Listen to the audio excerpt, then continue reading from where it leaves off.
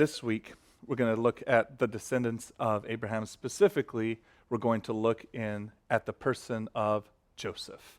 Joseph is probably a story many of you know well. I think there was an animated movie made about it, that came out, Joseph, the Prince of Dreams or something like that, so it was one of those things of, it's a pretty popular story. It's something that we know a lot about. But before we get there, I want to do just a little bit of background on how Joseph came to be in the family that he was. So as we finished with Abraham and Isaac, Isaac was obviously Abraham's son. Isaac, you don't get a lot of information about him whenever you read through Scripture. Whenever you look at the life of Isaac compared to the life of Abraham, it's a pretty scant pieces of information. Abraham has many, many chapters written about him. Over just a few chapters, you see the whole life of Isaac. You basically see that he was married to a woman named Rebekah, that he preferred Esau over Jacob, that he blessed Jacob by mistake, really, by being deceived.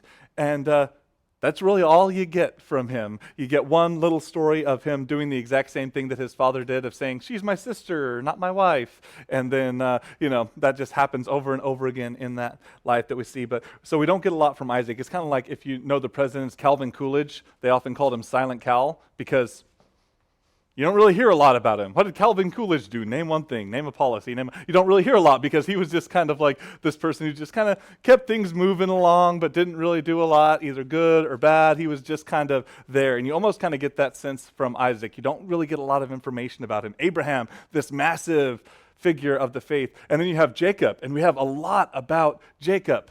But Isaac, not so much. And now whenever we get to Jacob, we see that Jacob has a very interesting life. A lot of that we're going to cover tonight in our Bible study. But what we do see is that Jacob eventually has 12 sons. In a way that can only be described as fit for the trashiest reality TV show that you could possibly imagine. If you read about the story of Jacob, it is just made for A&E, one of those things that comes out that happens in that non-primetime slot that people who are stuck at home end up getting sucked into because there is so much drama going on there. You have Jacob being deceived and marrying the wrong person, being so drunk that he doesn't even notice, apparently, that he's on his wedding night, spending his wedding night with the wrong woman. You have him then marrying her sister. And then you have this, what you can maybe call these bride wars now between sister and sister, and they do not like each other, and they start butting heads. And then it goes into pregnancy wars. And all of a sudden you have Rachel, who is not having any children, and you have Leah, who is fertile myrtle, and she is just having all of the babies. And so now they are frustrated. And so then it goes to season 2 of Bride Wars is now Concubine Wars, because now they both give them their servants and say, raise up children by my concubines for me. And it continues to go on and on and on. Quick side note, whenever we read some of these stories in Scripture, they're narrative, not meant to be normative. What that means is that the Bible tells us that these things happened because they really happened. The Bible isn't condoning that these things happened. Okay, whenever you read the absolute mess of a life that it made for Jacob, for all of his brothers, what we're going to see here now with Joseph and all of his brothers, and just the complete and total family dynamics and drama that ensued from the way that Jacob and his wives chose to live their lives, is pretty clear evidence that that's not the way that you want to live. Okay, so this is not the Bible condoning this and saying, yes, everybody should have multiple wives and do it this way. No, never works out. There literally is a trashy TV drama about somebody who has multiple wives, and it's not good. It's not like, oh yeah, we're so happy. No, there's drama all the time. Okay, so just don't do it. But all of that to say that we read through this and we see this very troubled background. We see this very troubled background with Isaac going into now Jacob and Jacob's family lineage, which is, to say the least, a little confusing. You can imagine going to family reunions with your new bride and trying to describe who everybody is. Well, that's my half-brother by my dad's concubine, and that's my half-sister by this person, and you can imagine that that's just a funky family tree. But in the midst of all of it, we do read, as we come to the book of Genesis, chapter number 30, about one of the sons of Jacob, whose name is Joseph. And the first thing that we see about Joseph is that Joseph was a privileged child. Joseph was a privileged child among all of his brothers. So we remember the battle between Leah and Rachel, but Jacob loved Rachel. Literally, it said that he worked 7 years for her, and they were like but a few days because he was so deeply in love with this woman. And yet, up to this point, she had had no children. And so we're going to read whenever Joseph is born, he is the golden child. He is the golden boy. He is the one who is exalted above all the other children. We see here in Genesis chapter 30, starting in verse number 22. Then God remembered Rachel, and God listened to her and opened her womb, and she conceived and bore a son, and said, God has taken away my reproach. And she called his name Joseph, saying, may the Lord add to me another son. We see that now this is the firstborn son of Rachel, and he is deeply loved by his father Jacob. We see this in chapter number 37, verse 32. We read this. Joseph, being 17 years old, was pasturing a flock with his brothers. He was a boy with the sons of Bilhah and Zilpah, his father's wives. And Joseph brought a bad report of them to their father. Now Israel loved Joseph more than any other of his sons, because he was the son of his old age. And he made him a robe of many colors. But when his brothers saw that their father loved him more than all his brothers, they hated him and could not speak peacefully to him. We see here that Joseph is the privileged child. He is number one. He is the ultimate example of the golden boy. And this isn't like in our modern age where it's like, who's your favorite child? Oh, we love all of them the same. It's like, Israel, who's your favorite child? Oh, definitely Jacob. Definitely Joseph. I'm sorry. Definitely Joseph. Like head and shoulders above. Those other guys, I don't even really care for them. But Joseph, man, he's my guy. So you can imagine how his other brothers must have felt about him.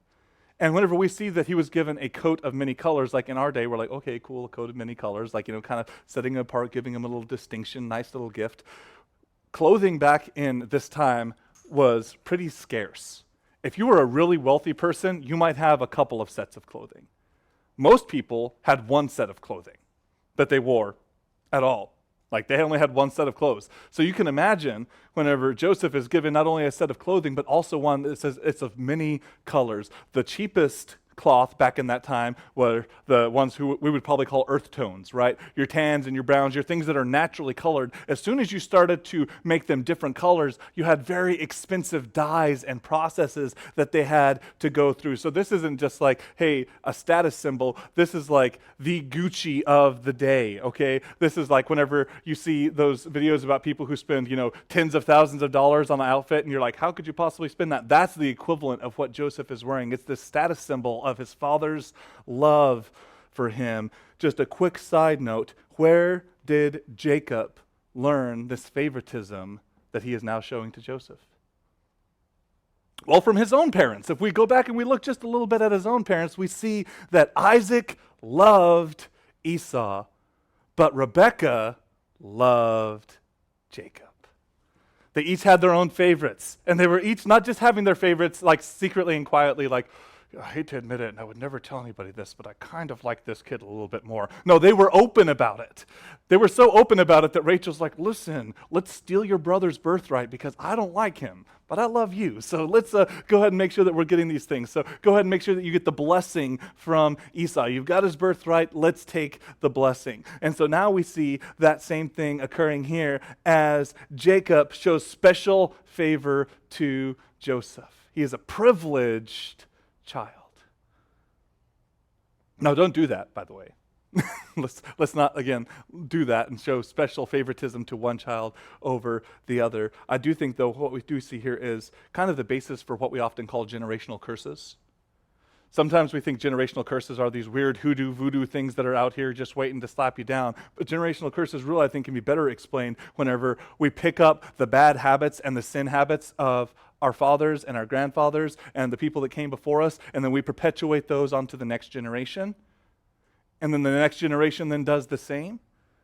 We see that, and we see that pretty clearly here. This favoritism that's shown among the children for Isaac and Rebekah is now passed down to Israel and his family. So he favors Joseph. So Joseph is the privileged child, but not for long. Privileged with his parents, but not privileged among his brothers. And so we're going to see him go from being the privileged child, he's going to go down to the pit. And this is what we read. I'm sorry, before that. Now Joseph had a dream. When he told his brothers, they hated him even more. He said to them, "Hear this dream that I have dreamed. Behold, they were binding sheaves in the field, and behold, my sheaf arose and stood upright, and behold, your sheaves gathered around and bowed down to my sheaf." And his brothers said to him, are you indeed to reign over us? Or indeed are you to rule over us? So they hated him even more for his dreams and for his words. And then he dreamed another dream, and just thought it was such a great idea, since the last dream went so well telling his brothers, that he would just go ahead and tell them again about this one, right? Like such great results the last time, so might as well do it again. So then he dreamed another dream, and he told it to his brothers and said, "Behold, I have dreamed another dream, and behold, the sun and the moon and 11 stars were bowing down to me." But then he told it to his father and his brothers. His father rebuked him and said, "What is this that you have dreamed in your dream? Shall I and your mother and your brothers indeed come and bow ourselves to the ground before you?" And his brothers were jealous of him, but his father kept the saying in mind. And as we go down a little bit further, we're going to see that as this story continues, obviously, his brothers didn't like him before, and then they hated him, and then they despised him. Absolutely despised him, to now the point where they are out tending the sheep, and his father says, "Go and check on your brothers and bring me back a report." And as they see him coming from a long distance away, they're not going to say, "Oh, hey, Joey's coming by. It's a good day." They're not going to be like, "Joey, I can't really stand that kid, but it's fine." No, whenever they see him coming, now their distaste and their hatred for him has become so intense that their goal is going to be to kill him. This is what we see in chapter 30, verse number 18. "And they saw him from afar, and before he came near to them, they conspired against him to kill him. And they said to one another, 'Here comes this dreamer. Come now, let us kill him and throw him into one of the pits. And then we will say that a fierce animal has devoured him, and we will see what will become of his dreams.'" So whenever we talk about sibling rivalry, this is a next level. They hate each other. We see this very clearly here, that they are not hiding their intentions. And not only that, but all of his brothers together are conspiring against him. All of his brothers together are conspiring against him, except for, we're going to see, one. But when Reuben heard of it, he wanted to rescue him out of their hands, saying, "Let us not take his life."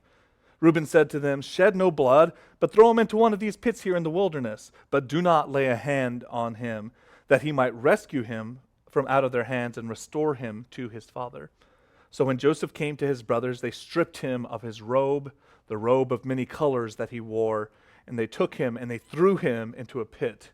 The pit was empty, and there was no water in it. We see now that Joseph has gone from privileged, the golden child, the one who got the special robe and the special treatment, to now being thrown into a pit by his brothers. And as he's in this pit, I'm sure wondering what is going to happen to him, hearing his brothers discuss what they should do and what the next step is that they should take. Because at this point, they've kind of reached the point of no return, right? They know that they've already laid their hands on the golden boy, right? And they know from previous experiences that he is not afraid to go and tell his father about the things that they do that are wrong. So they're like, okay, so now we're kind of between a rock and a hard place. Do we just kill this kid so that he can't go and tattle on us to dad? What do we do? And all of a sudden, an opportunity comes by. In the distance, they see some Ishmaelites. And when they sat down to eat, looking up, they saw a caravan of Ishmaelites coming from Gilead, with their camels bearing gum and balm and myrrh on their way to carry it down to Egypt. Then Judah said to his brothers, "What profit is it if we kill our brother and conceal his blood? Come, let us sell him to the Ishmaelites, and let not our hand be upon him, for he is our brother and our own flesh." Oh, isn't that heartwarming? Guys, let's not kill him. Let's just sell him into slavery. He is our brother after all. Talk about just some bad family dynamics. We just see it over and over and over again here. And so they carry out this plan, and they sell Joseph to the Ishmaelites. We see this. And his brothers listened to him, and the Midianite traders passed by, and they drew up Joseph and lifted him out of the pit, and they sold him to the Ishmaelites for 20 shekels of silver, and they took Joseph to Egypt. So now we've seen Joseph go from being the privileged child to being in a pit, and now we're going to see him go to slavery in the house of Potiphar. We're going to see that he has now gone from this exalted position to about the lowest that you can possibly go, a slave, a piece of property, somebody who is owned and has no will of their own according to those who own him. But even in this, God continues to carry out his plan for his people. Let me just stop right there and just say, if I was God and I saw all of this crazy mess going on, I might be like, never mind. You guys are out of your minds. You are absolutely insane. This is only fit for daytime TV and definitely not for people that I want to have associated with my name. But God, rich in mercy, placed his hand and his covenant upon the family of Abraham. And so even in the midst of their mess ups, even in the midst of their blatant sin, even in the midst of their disobediences and their rebellions, even in the midst of their hatred for even their own family members, he keeps his covenantal love for his people. And that is absolutely beautiful to see here because, again, you watch daytime TV and you're just thinking like, I do not want to meet those people. Like, could you imagine having to be locked in a room for 24 hours with some of these people who are just so self-absorbed and so into drama and you're just like, no. Like, please just beat me up, but don't make me go into a room with those people. And yet God sees all of this going on, all of this drama, all of this infighting, all of this hatred, and continues to keep his covenantal love with his people, continues even in the midst of this to be preparing Joseph for where he should go. So he goes from being privileged to being in the pit to being now a slave in the house of Potiphar. And this is what we read in Genesis chapter 39, verse number 1. Now Joseph had been brought down to Egypt, and Potiphar, an officer of Pharaoh, the captain of the guard, an Egyptian, had bought him from the Ishmaelites who had brought him down there. And the Lord was with Joseph, and he became a successful man. And he was in the house of his Egyptian master. And his master saw that the Lord was with him, and that the Lord caused all that he did to succeed in his hands. So Joseph found favor in his sight and attended to him. And he made him overseer of his house and put him in charge of all that he had. From the time that he made him overseer in his house and over all that he had, the Lord blessed the Egyptian's house for the sake of Joseph. Blessing of the Lord were on all that he had in the house and in the field, so that he left all that he had in Joseph's charge. And because of him, he had no concern about anything but the food that he ate. So now Joseph is an exalted slave. Still a slave, but an exalted slave. He has continued to find the blessing of the Lord, and in all that he does, he is prospering. So now Potiphar puts him in charge of everything, every single aspect of his house. And it said literally all that Potiphar had to worry about was the food that he was going to eat. That's like the best kind of vacation. Have you guys ever been on those vacations? And basically all that you have to do on that vacation is like, what are we going to have for lunch? And then you're at lunch and you're like, hey, what are we going to have for dinner? Right? Like, isn't that the best kind of vacation where you're just thinking about what do we get to eat next? So Potiphar kind of right now is almost on this permanent vacation where he's just getting to think about, man, what am I going to have for my next meal? That's all he had to worry about because Joseph was so faithful in all that he did in the house of Potiphar. So we saw that Joseph was faithful in his father's house, that he would not abide his brothers slacking off and doing things that were wrong. Instead, he was trying to bring them into the right. We saw that now he is faithful in Potiphar's house, even in slavery. He is faithful, and the Lord is blessing him. But in the midst of this, we also see now that trouble is coming yet again for Joseph. As we look at Joseph, he is every day in the house of Potiphar, and so you can imagine that he is constantly going through the house, checking on the things, checking in with the other servants. And if you know anything about Egyptian garb of the time, basically the men would walk around bare-chested with kind of these open vests and these long skirts. And so, Joseph's kind of strutting around the house, and Potiphar's wife looks over and sees this basically shirtless dude who the Bible describes as well-formed and handsome. Right? So Joseph, probably pretty ripped, right? I mean, he's like probably looking pretty good, walking around the house, taking care of business. And she looks over and she says, ooh. Now, problems are coming for Joseph, but the problems here I think are deeper than we understand, because remember, Joseph is not a free person. Joseph is not just a worker, right? Joseph hasn't just been hired by Potiphar to take care of his house. Joseph is property. He is a slave who was owned by Potiphar and his house. And so Potiphar's wife very likely thinks that she has every right to command Joseph to do anything that she tells him to do. And in Egypt and throughout the slave-holding world, you see that was not uncommon for slaveholders to say, you have to do whatever I say, even to that point where they say, come and lie with me. And they had to obey because they were slaves. But Joseph would not. So you can imagine Potiphar's wife day after day looking at this slave who she believes to be her property and saying, come and lie with me. And he refuses over and over and over again. So we see now this desperation that's rising in her, almost probably some ferocity of she's just like, hey, you belong to me. You do what I say. And we see that come starting in chapter 11 of verse number 11 of chapter number 39. But one day he went into the house to do his work, and none of the men of the house were there in the house. And she caught him by his garment, saying, lie with me. But he left his garment in her hand, and he fled and got out of the house. So as soon as she saw that he had left his garment in her hand and had fled out of the house, she called to the men of her household and said to them, see, he has brought among us a Hebrew to laugh at us. He has come in to lie with me. And I cried out with a loud voice. So now she accuses Joseph of impropriety.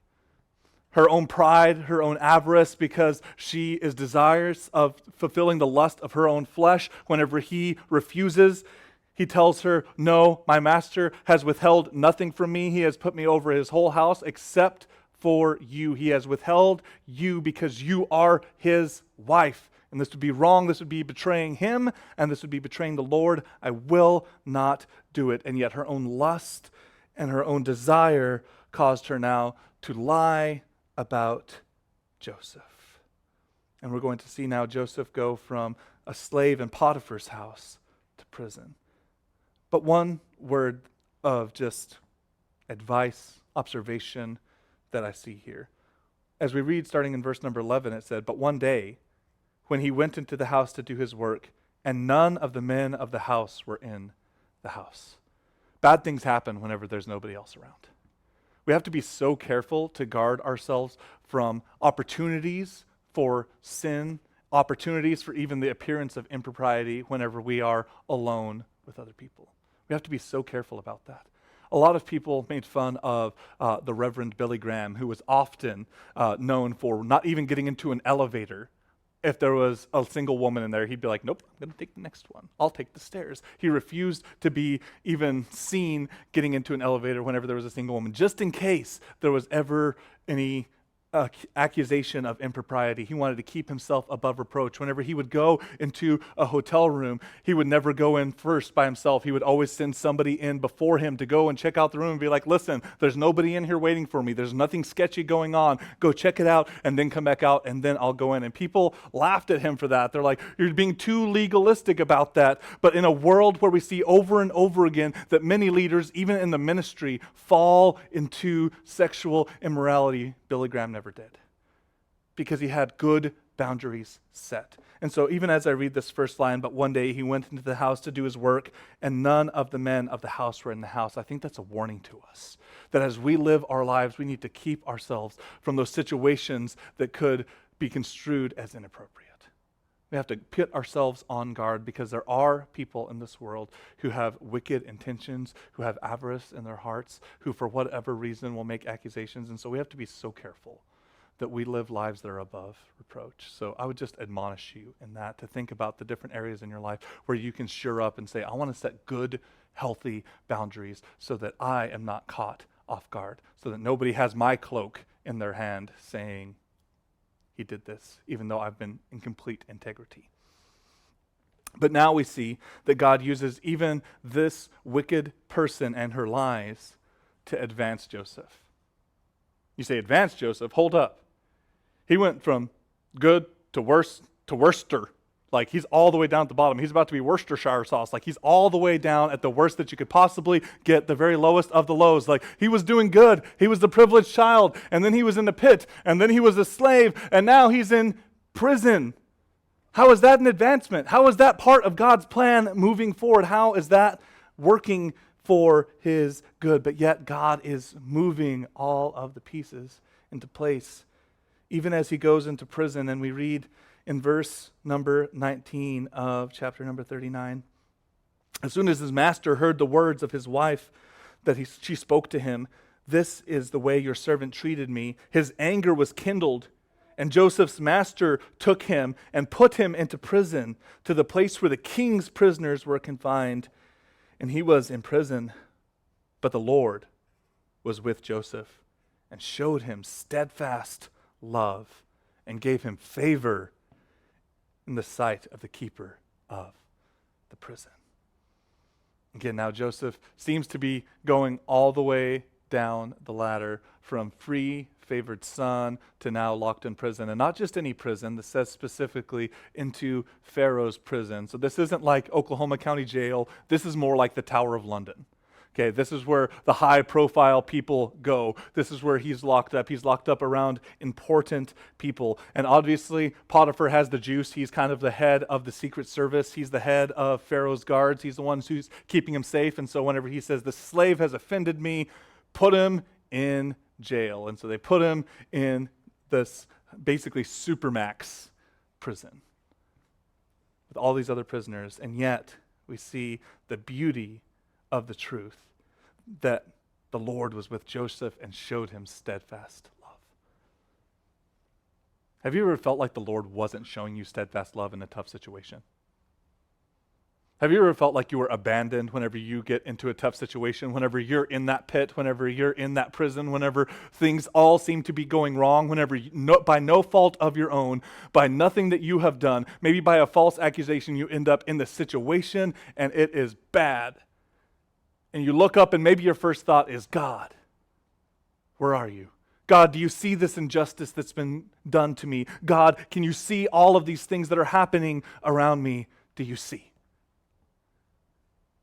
And yet Joseph, as he's continued to go from free, favored child to slave, prisoner in Pharaoh's prison, it tells us something beautiful, that even in that moment, even in that dark prison, even in the place where it seems like he had fallen so far from where he was, the steadfast love of the Lord was upon him.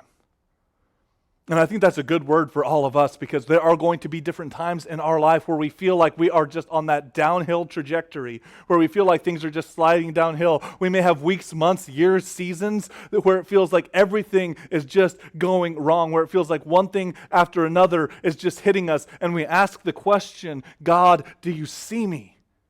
Do you know me? Are you still there? And we have to remember that as with Joseph, even in the depths of our sorrows, the steadfast love of the Lord is with us. And so we see this here. And so now Joseph is given favor with the keeper of the prison. And he is, in the same way that he had charge over all of Potiphar's house, now he has charge over the prison.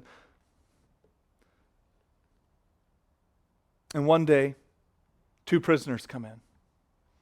And we read this in chapter number 40, verse number 8, that as these 2 prisoners come in, we have the cupbearer of Pharaoh and we have the baker of Pharaoh, and they're thrown into jail. We don't know why. Could have possibly been a poisoning attempt that somebody tried to poison him, and he's like, was it the cupbearer? Was it the baker? I don't know. Both y'all go to jail. Let me figure out what to do with you. So these 2 are now sitting in jail. Joseph is the overseer of the jail there, but still, remember, a prisoner himself, and he sees these 2 men, and they have downcast faces. And in verse number 8, he says to them, "What's going on? What's wrong?" And they answer, they said to him, "We've had dreams, and there is no one to interpret them." And Joseph said to them, "Does not interpretation belong to God? Please tell them to me." I love that.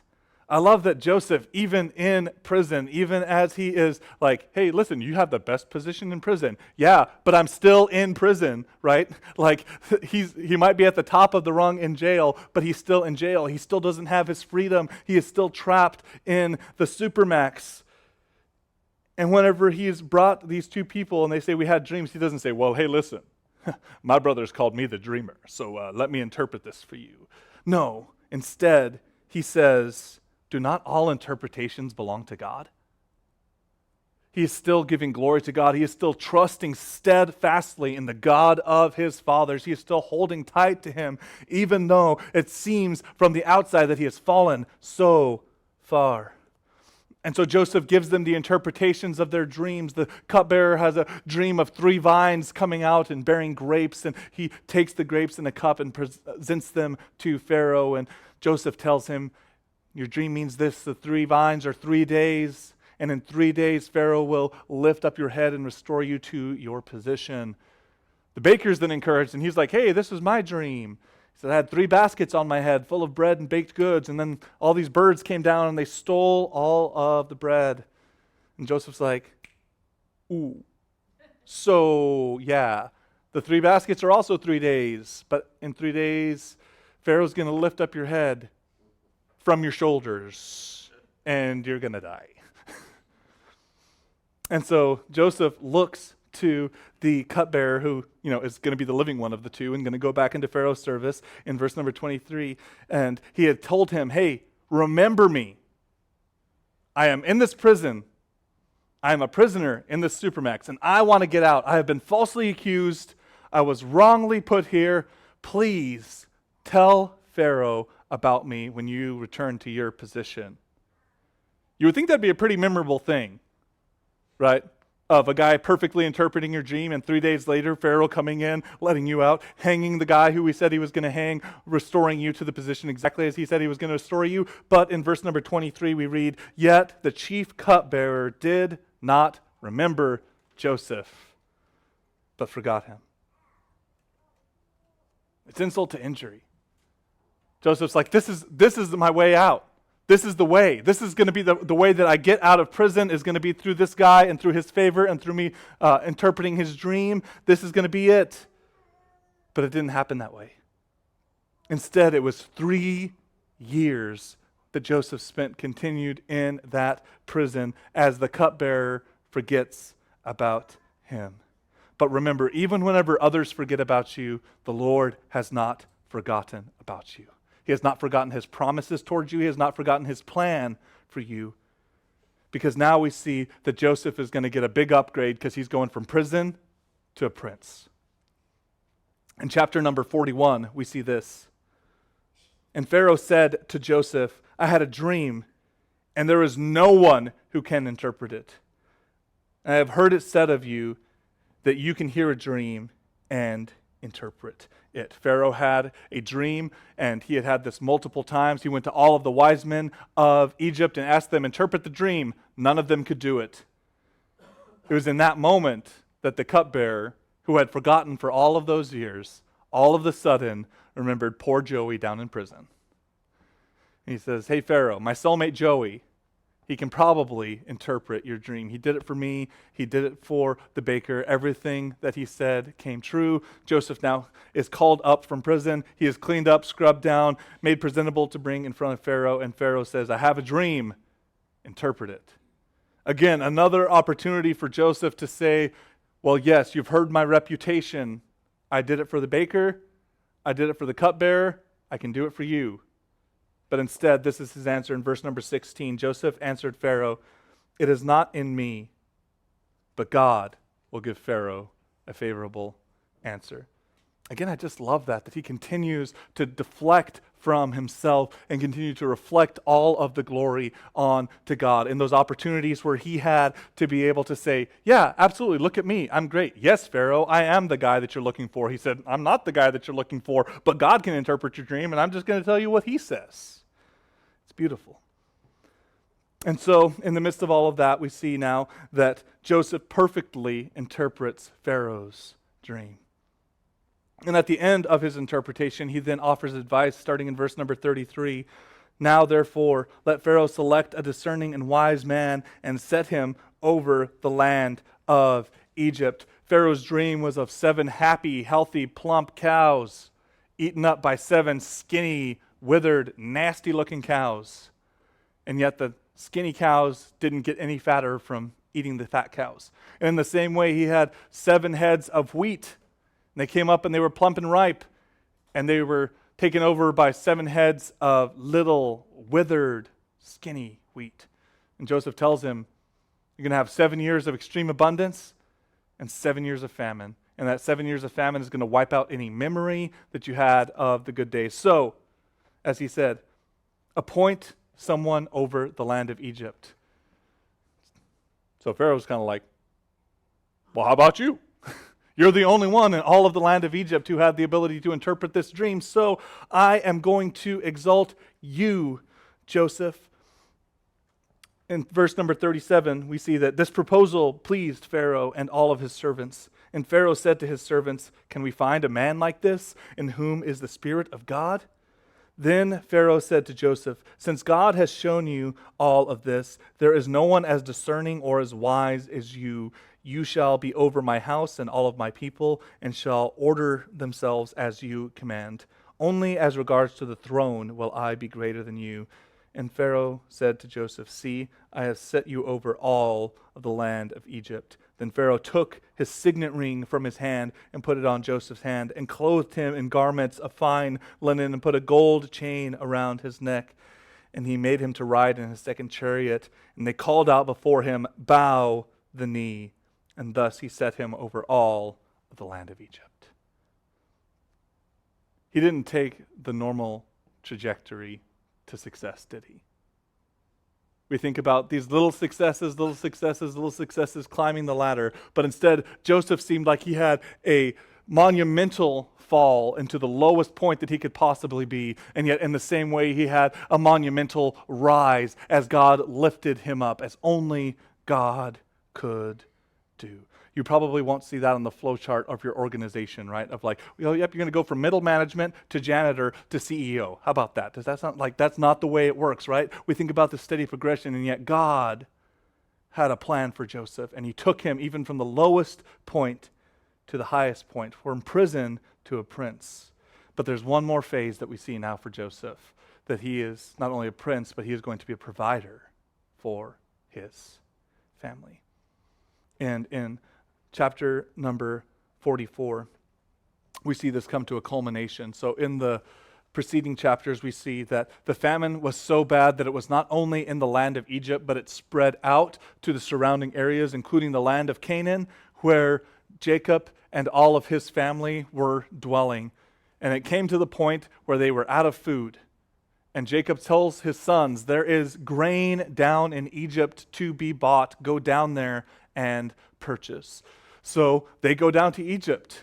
And as they go down to Egypt, and Joseph, now being head over all things, sees these men come in, and Joseph recognizes them immediately as his brothers, as the men who not so long ago took him and threw him into the pit and stole his 20s and his 30s from him.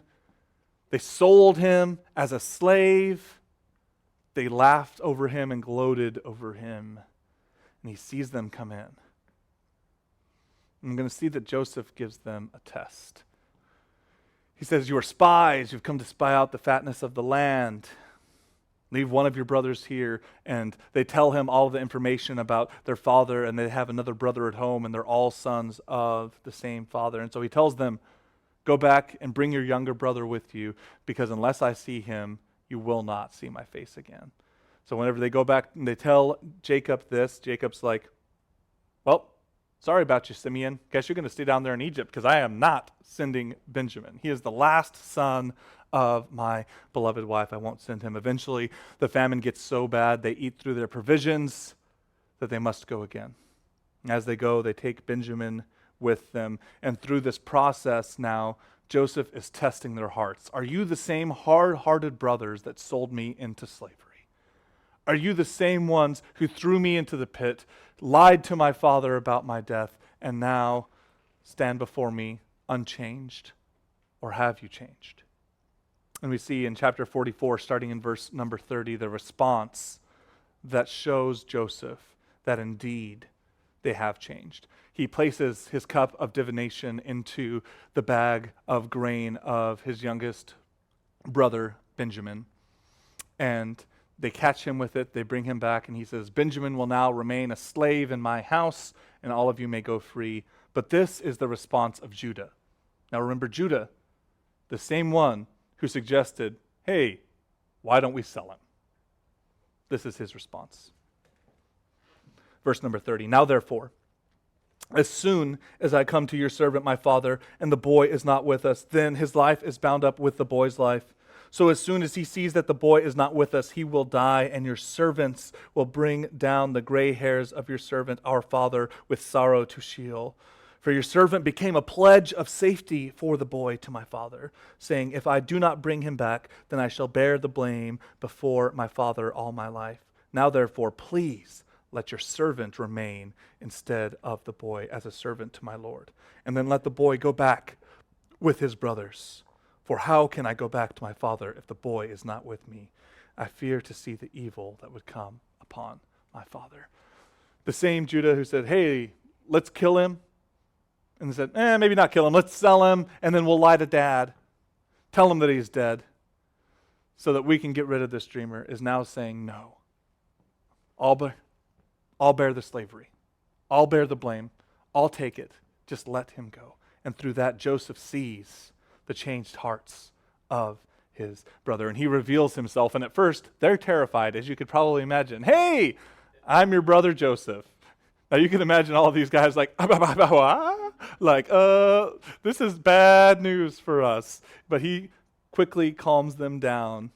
And we see in chapter number 45, verse number 4, this. "So Joseph said to his brothers, 'Come near to me, please.' And they came near, and he said, 'I am your brother Joseph, whom you sold into Egypt.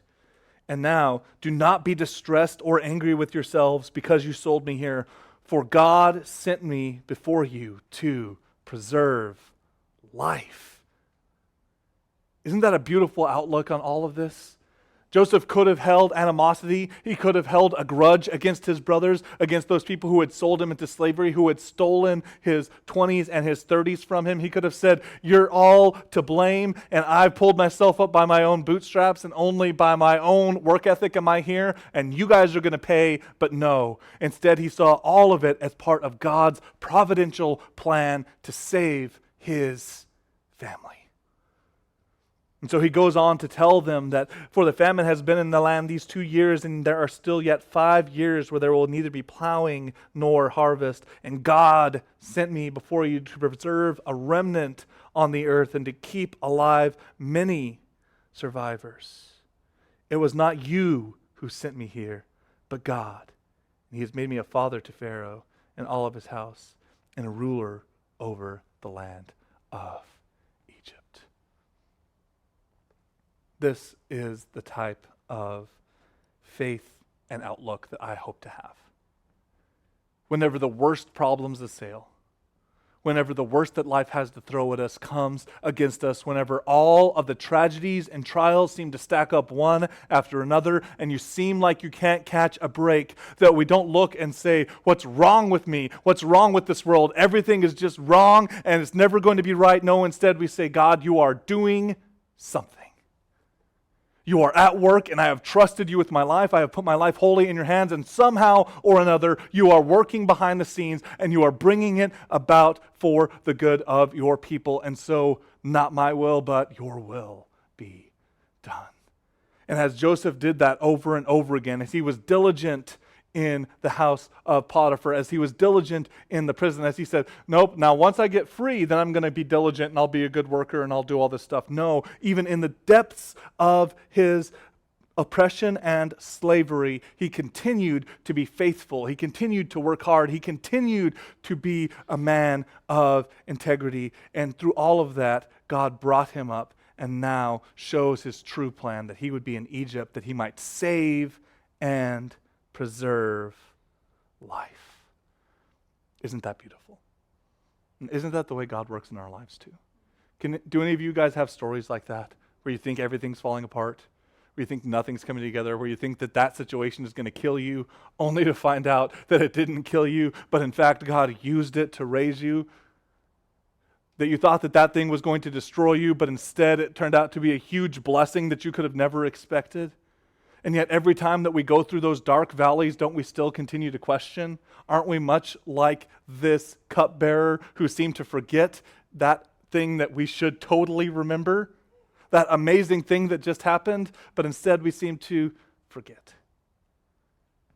And yet here we see the truth of the matter, that Joseph saw the providence of God woven all throughout his situation. And he saw that he was sent that he might preserve the lives of many. We see this very clearly in chapter 50 as Joseph kind of wraps all of this up with a statement, and it is this statement: do not fear. Am I in the place of God? As for you, you meant evil against me, but God meant it for good, to bring it about that many people should be kept alive as they are today. What you meant for evil, God used for good. What you intended for wrong, God used for his glory and the good of his people. And so it is in our lives. That every situation that we face where it seems like there is no good outcome, somehow God is working that what even others might intend for evil and harm, he uses for the good of his people.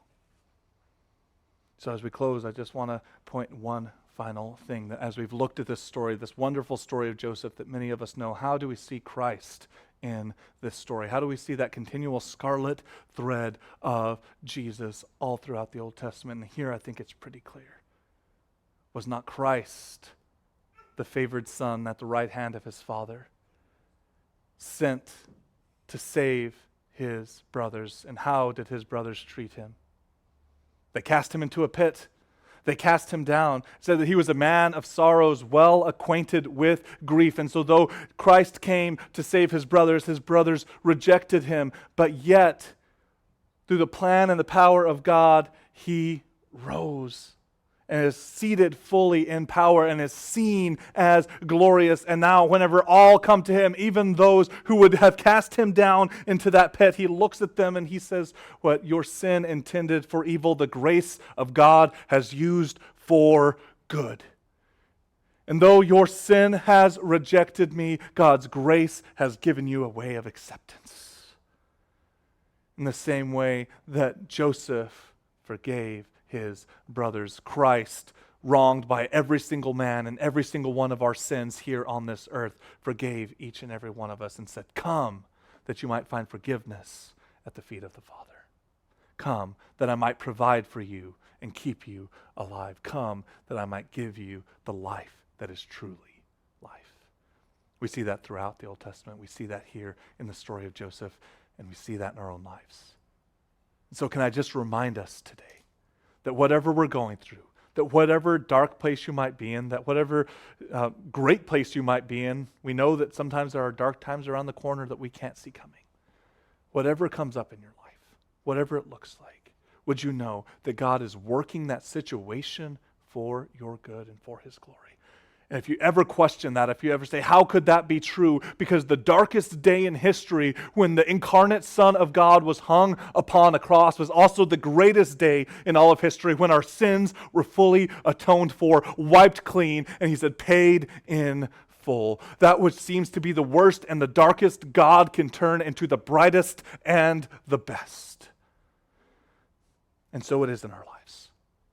Whatever you go through, whatever dark season you might find yourself in, God is at work. And even in the lowest depths of prison, his steadfast love is upon you because you are his child and he loves you. Would you remember these truths? And would you pray with me now?